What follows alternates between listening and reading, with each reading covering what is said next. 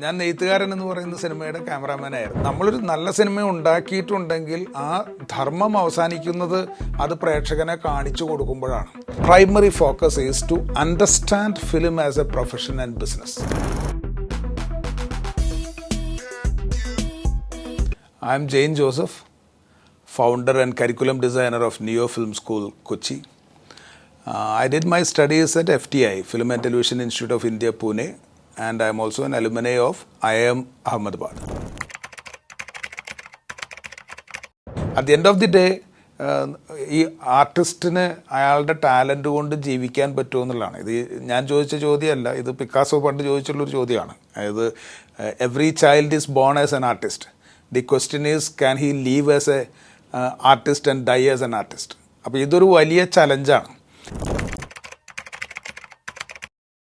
Creative economy എന്ന് പറയുന്നത് John Hawkins എന്ന് പറയുന്ന ഒരു ഓതർ ആദ്യം പ്രസൻറ്റ് ചെയ്ത ഒരു കാര്യമാണ്. അതിൽ പറയുന്നത് how do people make money out of their ideas എന്നുള്ളതാണ്. And another line which I really loved about that book is like he defines it as where thinking is a proper job.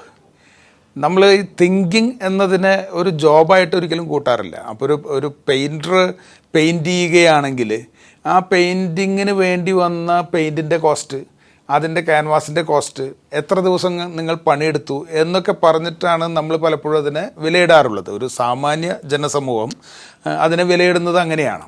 പക്ഷേ ഒരു ആർട്ടിന് വിലയിടുമ്പോൾ അയാളുടെ thinking time അതിൽ important ആണ്. ഇതാണ് creative ഇക്കോണമിയുടെ ഒരു അടിസ്ഥാനം. അതായത് ആർട്ട് എന്ന് പറയുന്ന ഒരു സൈഡും മാനേജ്മെൻറ്റ് എന്ന് പറയുന്ന വേറൊരു സൈഡും, ഇത് രണ്ടും കൂടി കോയിൻ ചെയ്യുമ്പോൾ വരുന്ന ഡിസൈൻ എന്ന് പറയുന്ന പ്രൊഫഷനും. പിന്നീടുള്ള ഫോക്കസ് മുഴുവൻ ഈ 3 കാര്യങ്ങളിലായിരുന്നു.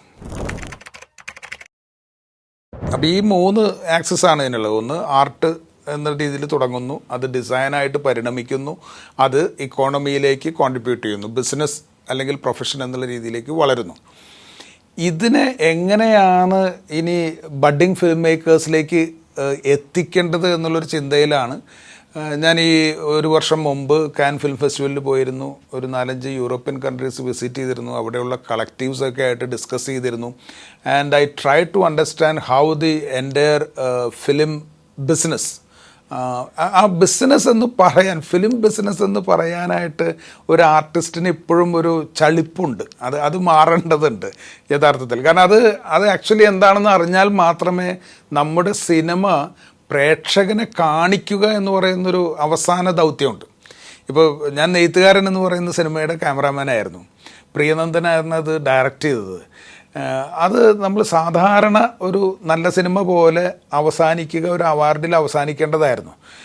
But I was very keen, നമ്മളൊരു നല്ല സിനിമ ഉണ്ടാക്കിയിട്ടുണ്ടെങ്കിൽ ആ ധർമ്മം അവസാനിക്കുന്നത് അത് പ്രേക്ഷകനെ കാണിച്ചു കൊടുക്കുമ്പോഴാണ്.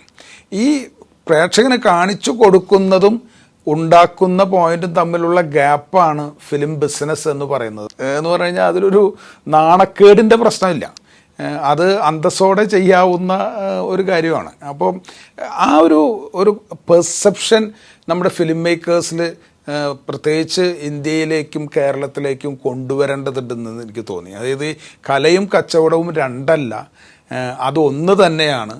അതിലെന്തോ നമ്മൾ ഭയപ്പെട്ട് നിൽക്കേണ്ടതില്ല എന്നുള്ളൊരു കാര്യത്തിൽ ഇതിൻ്റെ ഒരു പ്രൊഡക്റ്റാണ് നിയോ ഫിലിം റിപ്പബ്ലിക് അഥവാ NFR Kochi international film festival എന്നുള്ളത്.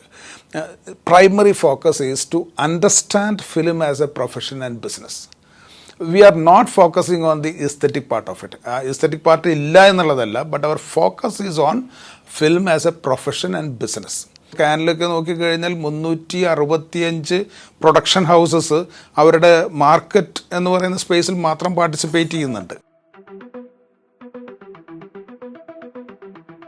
ഓസ്കാർ അവാർഡുകൾ സെറ്റ് ചെയ്യുന്നത് പോലെ തന്നെയാണ് അതിൻ്റെ ജൂറിയും പ്രിലിമിനറി ജൂറിയും പബ്ലിക് ഷോ സ്ക്രീനിങ്ങും എല്ലാം പ്ലാൻ ചെയ്തിട്ടുള്ളത്. സിനിമയിൽ ഇപ്പോഴും ഒരു ജെൻഡർ പാരിറ്റി എത്തിയിട്ടില്ല എന്ന് നമുക്ക് എല്ലാവർക്കും അറിയാമല്ലോ. അപ്പോൾ ഇതാണ് NFRലെ ഒരു പ്രധാന ഫോക്കസ് നമ്മൾ വർക്ക് ചെയ്യുന്നത്.